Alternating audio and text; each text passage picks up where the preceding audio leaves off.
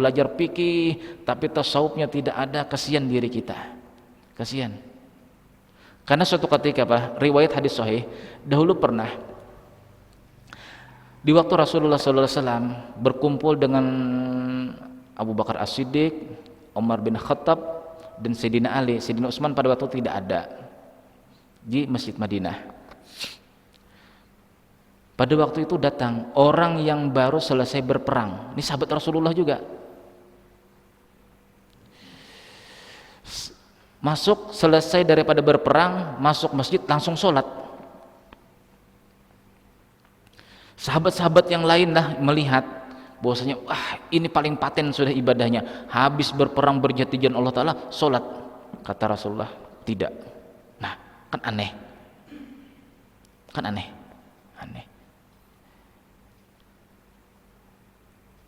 Siapa, kata Rasulullah, yang berani memenggal lehernya ini? Ini sekadar ancaman lah, tapi jangan dilakukan. Makanya memaham hadis itu dua, ada targhib, ada tarhib. Kalau perlu kita belajar hadis itu Pak. Ancaman tapi jangan dilakukan, anjuran tapi tidak mengubah daripada takdir. Itu kesimpulan kitab hadis targhib wa tarhib. Sama seperti ini kata Rasulullah, siapa yang berani memancungnya, memancung kepalanya? Siapa yang berani? Abu Bakar orangnya hatinya lemah lembut, tidak berani memancung. Sayyidina Umar mau memancung itu dalam keadaan sholat, tidak berani. Sayyidina Ali mau memancung itu dalam keadaan sholat. Ini cerita hadis sahih Pak. Jadi selesai sholat didatangi oleh Rasulullah SAW. Jadi tidak Rasulullah memancung, tidak jadi. Padahal habis berperang lah wudu sholat di dalam masjid, tidak ada maksiat antar dia berperang menuju sholatnya, tidak ada maksiat. Ternyata dikatakan Rasulullah kepada sahabat, pancung lehernya. Kenapa Rasulullah mengatakan demikian? Dikarenakan sahabat ta'ajub. Arti ta'ajub tuh wah, apa bahasa Indonesianya Pak? Terlalu kagum. Selesai berjihad di jalan Allah, melakukan ibadah, wah ini paling paten sudah ibadahnya. Nah sahabat ada yang seperti itu pendapatnya. Lalu dibantah Rasulullah, bukan amaliyah zahir itu yang bisa dikatakan paten di sisi Allah. Sehingga Rasulullah katakan pancung lehernya. Abu Bakar As-Siddiq orangnya lemah lembut, berani mancung. Umar bin Khattab, kerasnya Umar bin Khattab melihat orang sholat, tidak berani. Sayyidina Ali, keberanian Sayyidina Ali memancung leher musuh, tidak berani juga. Jadi ditunggu Rasulullah SAW selesai sholat. Jadi kata Rasulullah SAW kepada Abu Bakar, Umar dan Ali, kenalkah kamu dengan matanya? Di matanya itulah ada setan. Ingat kata-kata hadis Nabi, di mata dia itu ada setan. Bingung sahabat yang tiga ini, bingung. Habis berjihad sholat, kok di matanya ada setan wahai Rasulullah? Ditegur Rasulullah yang sahabat tadilah, kamu merasakah? Ini kasabnya Rasulullah. Tahu jiwa seseorang yang sombong, orang tawadu itu tahu Rasulullah. Merasakah kamu di saat kamu masuk masjid, kamu merasa bangga diri kamulah yang ahli ibadah setelah habis berperang? Itulah setan yang ada di mata kamu. Kamu menganggap diri kamu yang paling abdal, sedangkan di sini ada Abu Bakar, ada Omar, ada Sayyidina Ali, dan ada aku, kata Rasulullah. Nah ternyata ada sifat sombong. Berarti pelajaran tasawuf itu sudah ada zaman Rasulullah, yang sehingga ulama-ulama salaf kita yang memaham hadis begitu dalam, oh ini ada tasawufnya begini, ini secara fikihnya begini, tasawufnya begini. Itu ulama-ulama salaf kita dahulu. Sehingga tercetuslah yang namanya tariqat. Banyak sih sebenarnya Pak, banyak sebenarnya. Apa itu pembatal ibadah di dalam tasawuf? Satu, yaitu di saat kita melaksanakan ibadah ada nafsu. Contoh yang kecil aja lah, saya ambil di dalam kitab Kifatul Akhyar yang dikarang oleh Imam Abi Syuja juz yang pertama. Di situ diriwayatkan oleh Imam Tirmidzi kalau tidak khilaf. Saya belajar itu 2,5 tahun, satu kitabnya begini, kitab Kifayatul Akhyar.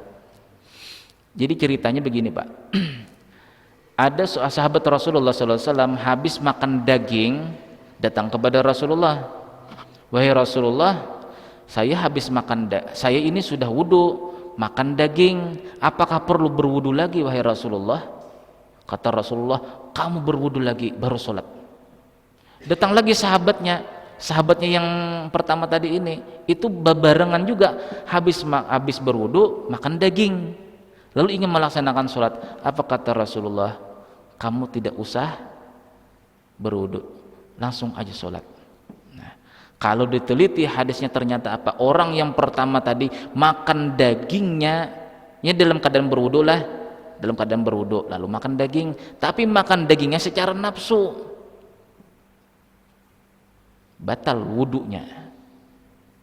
Ini baru satu hadis loh Pak. Kalau kita bicarakan fikih ke sufi itu ada. Lalu yang kedua, kenapa yang ini tidak dikatakan Rasulullah disuruh berwudu? Karena dia makannya cuma sedikit, tidak secara nafsu. Lalu wudu secara zahirnya tidak batal, tapi wudu secara ma'rifatnya batal. Nah, yang kedua ini tidak dikatakan Rasulullah batal, lalu dipersiapkan Rasulullah sholat. Satu. Dua lagi yang penerang kita apalah. Artinya saya di sini bukan apa-apa Pak, kita ini sama-sama belajar. Yalah. Artinya perlu ada lagi yang kita perlu kaji yang lebih mendalam. Itu masalah ibadah batin kita. Tidak cukup orang itu membicarakan atau belajar masalah zahir saja, kalau batin pun tidak dipelajari. Contoh hadis lagi yang terakhir untuk penutup pengajian kita. Pada waktu Rasulullah SAW sholat tahajud, sholat malam atau qiyamul lail, suatu ketika, ini masih dalam kitab Kifayatul Akhyar, pembatal wudu, Rasulullah SAW, kaki Rasulullah SAW itu menyentuh kaki Rasulullah.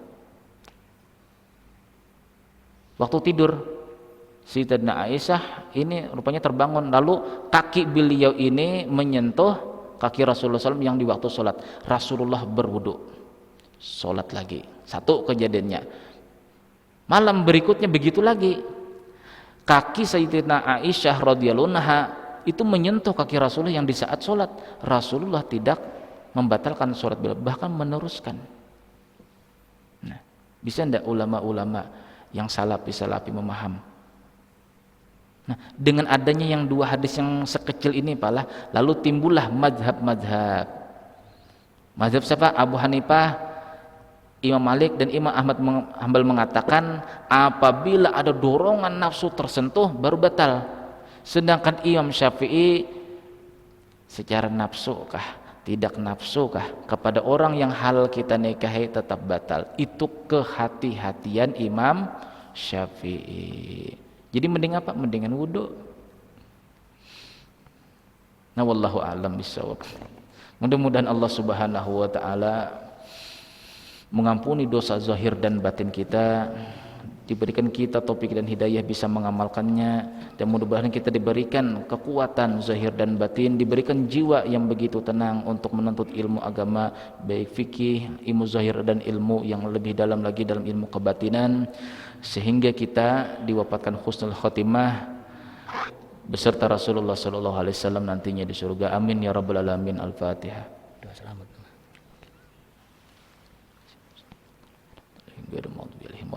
Amin. Bismillahirrahmanirrahim. Alhamdulillahirabbil alamin wassalatu wassalamu ala asyrafil anbiya mursalin sayyidina wa lana Muhammadin wa alihi washabihi wa barik wasallim ajmain. Allahumma ighfir lana ma akhtana wa ma ta'amadna wa ma asrarna wa ma a'lana wa ma anta alim minna antal muqaddim wa antal muakhir la ilaha illa anta. Waqtu bilahum assalamata wa sihhata wal afiyata lana wa alaihim wa abidikal hujjat wal ghuzat wal zuwar wal musafirin wal muqimin fil barri wal bahri minal muslimin wa qina syarral zalimin fansurna 'alal qaumil kafirin ya mujibas sa'il wa khtim lana minka bi khairin ya arhamar rahimin. Allahumma inna nas'aluka salamatan fid din wa afiyatan fi jasadina wa ziyadatan fi ilmina wa barakatan fi rizqina wa amwalina wa auladina wa kasbina wa jami' ahwalina bi rahmatika ya arhamar rahimin. Wa nas'aluka taubatan qabla al maut wa rahmatan indal maut wa maghfiratan ba'dal maut. Allahumma hawwin 'alaina fi fi sakaratil maut wan najata minan nari wa afain hisab. Rabbana taqabbal minna innaka antas samiul alim wa tub alaina innaka antat tawwabur rahim. Wassallallahu ala sayyidina Muhammad wa ala alihi subhana rabbika rabbil izzati amma yasifun. Salamun alal mursalin alhamdulillahi rabbil alamin. Allahumma salli ala Muhammad. Allahumma salli alaihi wa sallim. Allahumma salli ala Muhammad. Allahumma salli alaihi wa sallim. Allahumma salli ala Muhammad Rasulullah. Ya Rabbi salli alaihi wa sallim Habibullah. Taqabbalallahu minkum.